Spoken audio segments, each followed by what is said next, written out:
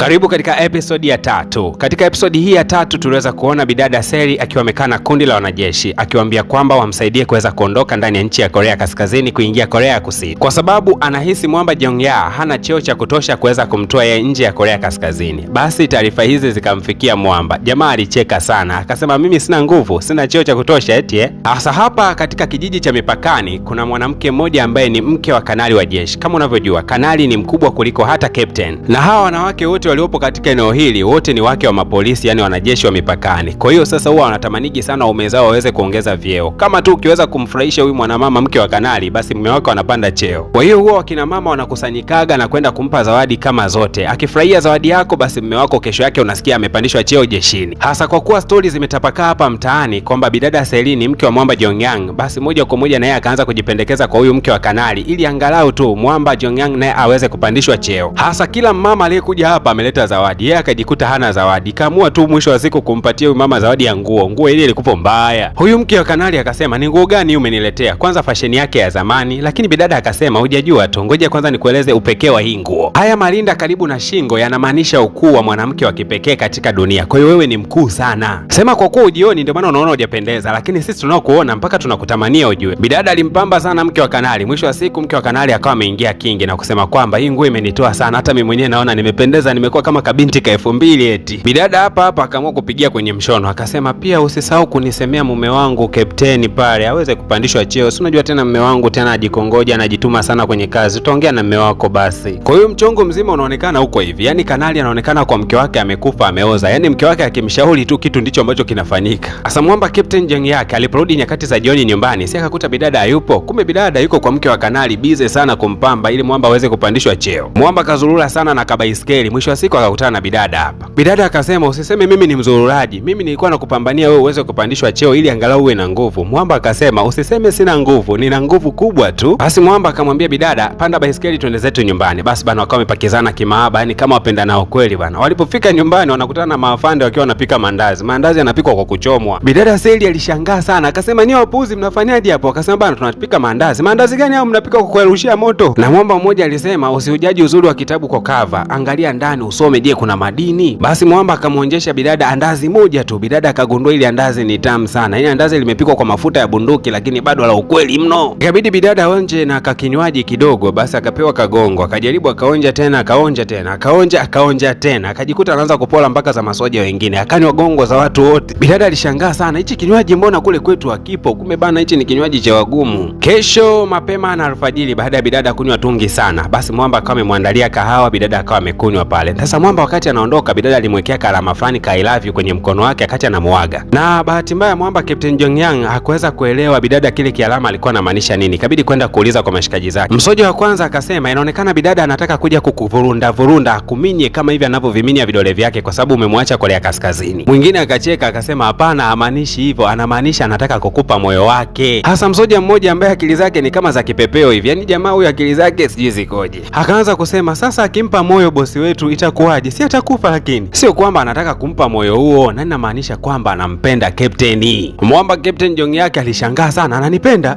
Jamani imekuwaje tena? Kwa nini ghafla kiasi hicho? Hasa ukweli ni kwamba mke wa kanali ametokea kumpenda sana huyu mke wa captain na amejikuta anatamani kuwa rafiki yake kila wakati. Kwa mchana mzima bana anazurura tu na mke wa kanali. Sasa siku ya leo mke wa kanali alimtembeza maeneo mengi sana. Bidada wakati anarudi nyumbani akapotea njia. Mwamba Captain akawa amejitokeza akiwa mbeba mshumaa wake, kwani alikuwa naye anamtafuta bidada. Bidada kuweza kumuona jamaa akamshukuru sana. Lakini baadaye wakati wanatembea nyakati za usiku, Mwamba akawa na wasiwasi kwamba kama bidada ananipenda huyu atakuwa amefanya makosa makubwa. Akamwambia bidada Seri kwamba mimi na mchumba wangu ujue, na familia yangu imeniandalia huyo kwa ajili ya kumuoa. Kwa hiyo kama unanipenda mimi basi sahau. Bidada Seri akaanza kusema kwamba kwa hiyo kama una kapenzi kamoja hivyo ndo unanitishia mimi? Kule so wanaume kama wote wananipenda zaidi ya 100 lakini wote niliwakataa. Alafu kumbe unajua una mchumba wako, alafu mimi ukanitangaza kama ni mchumba wako. Una maana gani? Vipi kama mchumba wako akisikia unataka kunikosanisha mimi na watu wa kaskazini huko, si ndio? Walishasemaga wahenga, lisemwalo lipo, kama halipo basi linakuja. Wakati wanamzungumzia mpenzi wa Mwamba, kumbe Mwamba tayari mpenzi wake alishafika, yuko nyumbani kwake na anamsubiri. Naye bidada Seri akawa ametokea kumuona tu huyu mdada. Alipotazama namna wanavyoangaliana hawa wawili akagundua kwamba hawa ni wapenzi. Basi moja kwa moja kwa macho ya aibu hivyo hivyo wakawa wanasikilizia tu nani ataanza maongezi. Lakini mchumba wa captain ndiye aliyefungulia maongezi na kusema kwamba anahitaji ufunguo wangu wa gari. Mwamba akasema, usikasirike bana, huyu ni mwanajeshi mwenzangu ambaye niko naye katika mission maalum. Huyu bidada anayefahamika kama Sodang akawa anasema, yani kama ni rafiki yako ambaye mna misheni naye maalum, sasa huku nyumbani mlikuwa mnaelekea kufanya nini? Naona ishi peke yako. Bidada Seli haraka sana kadakia na kusema kwamba mimi mwenyewe njia ya kuelekea nyumbani ndio hii. Kwa hiyo nilikuwa nampitisha tu hapa kiongozi, pia naelekea na safari zangu. Lakini bidada akataka kuanza kuondoka, ila Mwamba akamsimamisha bidada, akamwambia ingia ndani. Sasa hii kitu ilipenya mpaka ndani ya moyo wa bidada Sodani. Yani anashangaa kuona mwanamke baki alafu tena anaingizwa ndani kwake, tena analokiwa ndani. Basi Mwamba akawasha gari na moja kwa moja akamchukua yule bidada Sodani na akawa anampeleka mjini kabisa. Walipoweza kufika mjini, mtu wa mapokezi akawa anawafundisha mahaba. Jamani, nyinyi mnajua miaka 7 mmeweza kupotezana. Kwa hiyo ni muhimu sana sasa hivi mmeweza kukutana, mkawa mnapendana, mkawa mnakumbatiana. Jamani, mwe mnatabasamliana basi. Mbona mmenuniana? Hasa huko alikokuwa anaelekea ni kwa kina bidada Sodani. Kwa lugha nyepesi ni kwamba Mwamba alikuwa anaelekea ukweni kwao. Sasa mpaka wanafika ukweni, minuniano kama yote. Bidada alichokiona kule nyumbani kwa Mwamba aamini kabisa. Basi bana, wazazi wa bidada Sodani wakaanza kuzungumzia masuala ya ndoa yao hawa wawili. Lakini wanazungumza masuala ya msingi, ila Mwamba yuko busy kuangalia tu saa kwamba amechelewa sana kurudi nyumbani. Naye huku bidada Seli nyumbani, kila wakati upepo ukipuliza tu anahisi Mwamba ndo amesharejea. Akichungulia dirishani Mwamba bado hajarudi. Akaanza kuhesabu, na hesabu 1 mpaka 10 atakuwa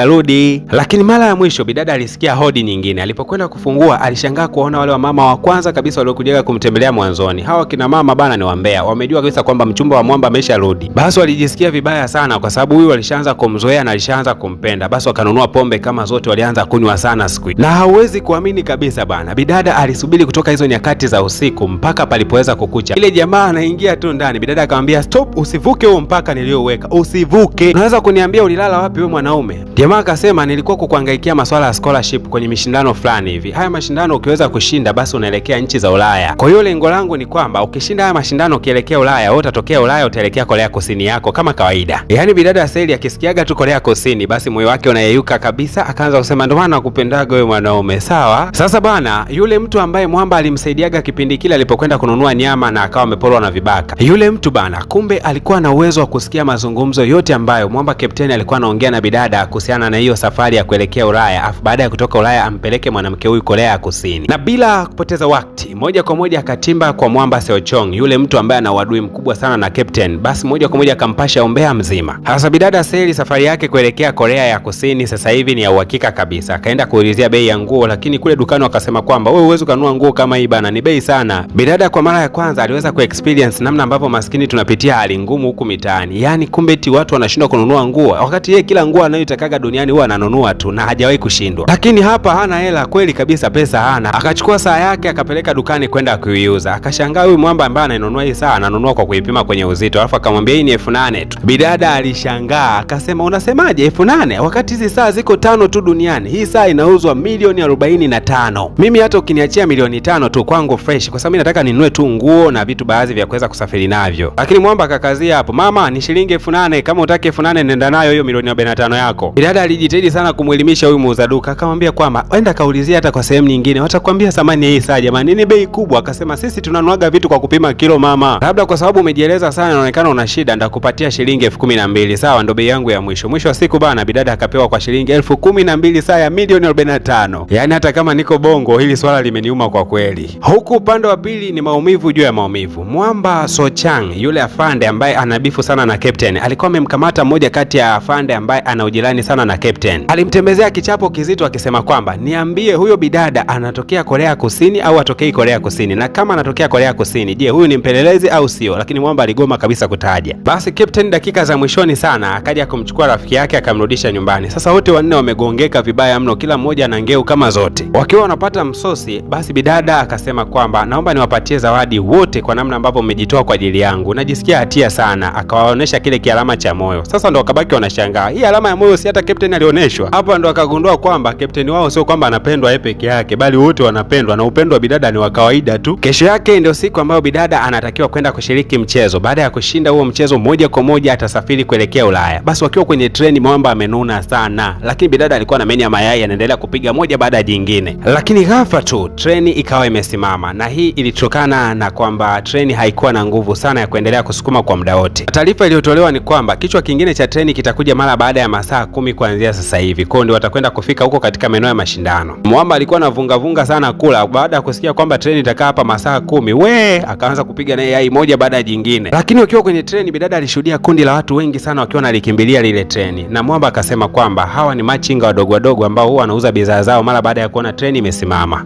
Walikaa hapo bwana we mpaka nyakati za usiku. Sasa wakaamua tu kutoka nje ya treni na wakaanza kuwasha mioto hapo nje na kuendelea kupumzika katika maeneo hayo. Mwamba alikuwa anamjali bidada kwa ukaribu sana. Kwanza alimfunika na blanket, lakini pia akakoka moto pale na kuanza kumtengenezea mahindi ya kuchoma, kisha akamtengenezea na miogo, akawa anamwandalia bidada. Alafu bidada akaendelea kuongea hivyo hivyo katika hali ya masiala tu, akisema kwamba yani mwanamke ambaye atakuja kukupenda wewe na mkapendana, basi na kwa pia kwamba atakuwa ni mwenye bahati sana. Hivi unajua wewe captain, kila unachokifanya ndicho ambacho mwanamke anakipenda. Yani hakuna mwanamke wewe anaweza kaja kukuacha katika maisha yako na kuwapia. Lakini huwezi kuamini rafiki yangu, hayo maneno yote ambayo bidada alikuwa akiyazungumza akiwa kawaida tu kabisa, wala si katika hali ya kihisia. Unadhani nini ambacho kitakwenda kujili katika episode ijayo? Kigezo ni kimoja tu, gusa alama ya kulike kadri unavyoweza. Kumbuka kwamba kila tunapofikisha like 200 basi episode ya mbele inatoka.